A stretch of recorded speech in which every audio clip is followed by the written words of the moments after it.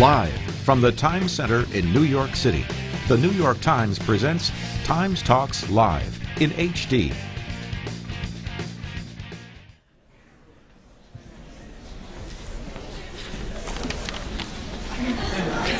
Good evening, everybody, and welcome to Lost. Yes.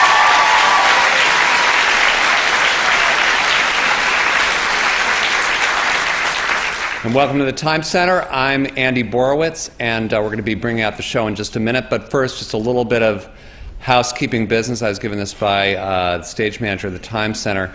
Will the owner of a red Camaro,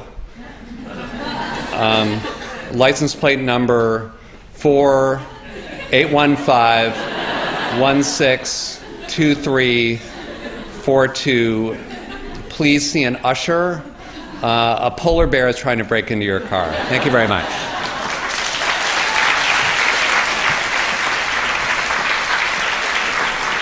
Thanks, Andy. Good evening, everyone. I'm Gwen Philbrook of the New York Times. Welcome to Times Talks at the Times Center in New York, presented by our sponsor, Continental Airlines. Tonight, we're live on stage here at the New York Times, as well as on more than 500 theaters throughout the U.S. and Canada. To the fans from Miami and to Vancouver, from LA to Montreal, and all of the other cities joining us this evening, welcome. Now it's time to fasten your seatbelts, because we are in for an exciting evening. Tonight's interview with the masterminds behind ABC's award-winning series Lost brings our coverage of the hit TV series to life on our stage, just 3 days before the show's finale. You'll be hearing much more about Lost and our guests from our interviewer, who I'm now pleased to introduce. As the entertainment editor of the New York Times, he oversees our coverage of television, movies, and video games. He first interviewed our guests for the paper 5 years ago, and last Sunday he wrote about them again in his article, The Men Who Made ABC's Lost Last. The piece was accompanied on nytimes.com by an interactive guide to Lost's cast of characters and a timeline of the show, a great piece to check out before watching Sunday's finale. Please join me now in welcoming Lorne Manley and our very special guests, Damon Lindelof and Carlton Cuse.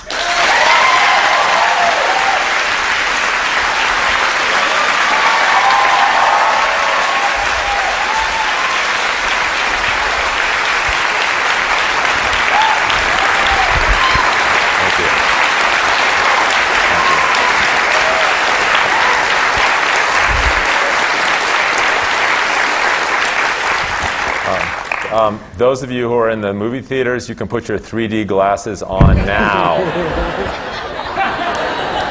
Yeah. Thank God it's in THX. Damon, Carlton, thanks once again for doing this. It's a pleasure to have you on the stage. We know how busy you guys are, you know, between appearances on David Letterman doing the top 10, going to UCLA's Royce Hall for Lost Live, Sarah Silverman, you know, and putting something together like a 2.5-hour finale on Sunday. So thanks once again. My pleasure. After our conversation tonight, we'll talk about an hour. We're going to open it up to questions and answers from the audience tonight. Also, I'll be weaving in questions our ticket buyers at the theaters across North America have been sending in, and it should be a lot of fun. So to start off, let's start with a piece of late-breaking news. The Academy of Television Arts and Sciences has pushed through a last-minute ruling that allows the finale to be eligible for award submission.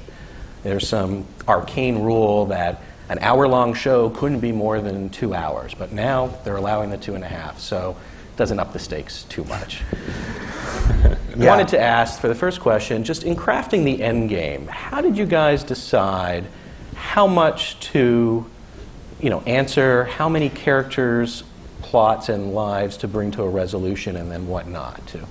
Well, we actually rolled dice, Lorne. And 20-sided dice. 17 I knew this would play. 20-sided dice. This is good. This is my kind of crowd.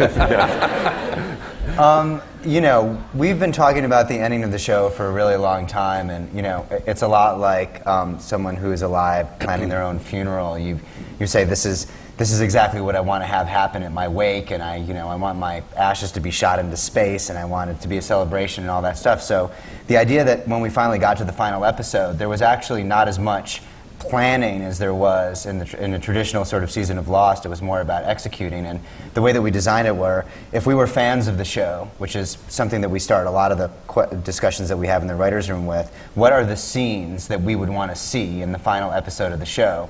And most importantly, let's not shy away from emotion. Like, let's try to give the audience a real the emotional experience that they're going to be having watching the finale is that you guys are all aware that the show is about to end. You've spent 6 years with these people. It is going to be intense. How can we put what's on the screen so that it actually runs parallel to that and correlates with that, as opposed to sort of contradicts that? And then, you know, lo and behold, that's how it came together. Yeah, and there's kind of, I think there's been sort of a spiritual quality to the final season of the show, and we sort of felt like that is something that we wanted to be very much a part of the concluding episode of the show. And you know, for us, the show Lost the mythology has always been important to us, but the real mysteries of Lost is, who are these characters and what is their fates and what's going to happen to them? And that's really the question that those are the things that we felt were important to resolve in the finale. What's going to happen to these people? And you know, what has been sort of the meaning of their journeys? And that's, you know, once we started focusing on that, it kind of came together pretty well. I mean, as sort of Damon said, we'd known a lot of the pieces for a long time, and so it was kind of a question of kind of coloring in the drawing that we'd had in place. But I guess you guys are just being constantly bombarded with, what happens with so-and-so? What happens with the polar? What's the explanation of the polar bear? I mean, how do you deal with all that? Well, not well. You know, there's tears. No. You know, there are questions that sort of percolate to the top of you know, of whatever's happening in the zeitgeist. And right now, the question that's percolating to the top for us is, people are saying, "Am I going to be really disappointed by the finale?"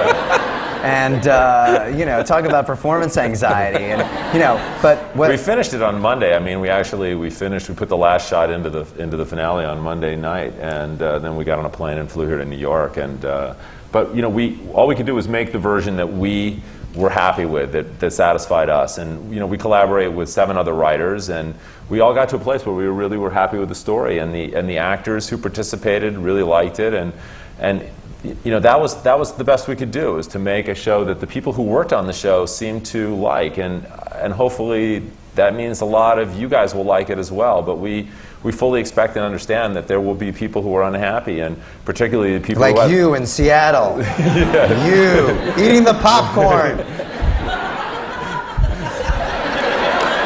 You know, that poor guy's in that theater all by himself, and now you've made fun of him. He's like turning around.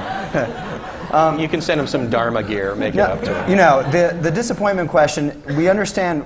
We understand it because everybody, certainly if you're sitting in this theater or you're sitting in any of the other theaters, you understand that one of the things that you've signed up for and hanging in this long is there is a possibility of disappointment.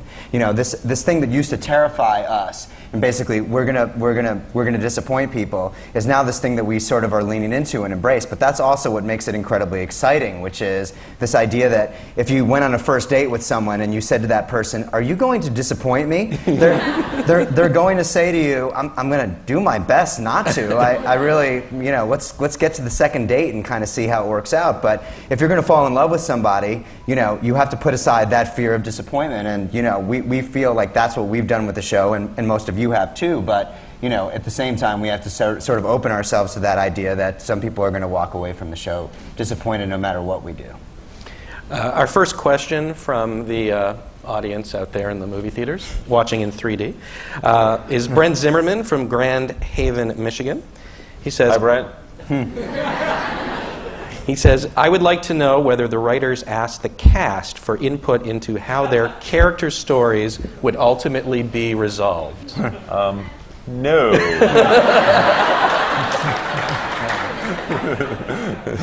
Not at all. You know, it was an interesting phenomenon because at the very beginning of the show, the actors, you know, were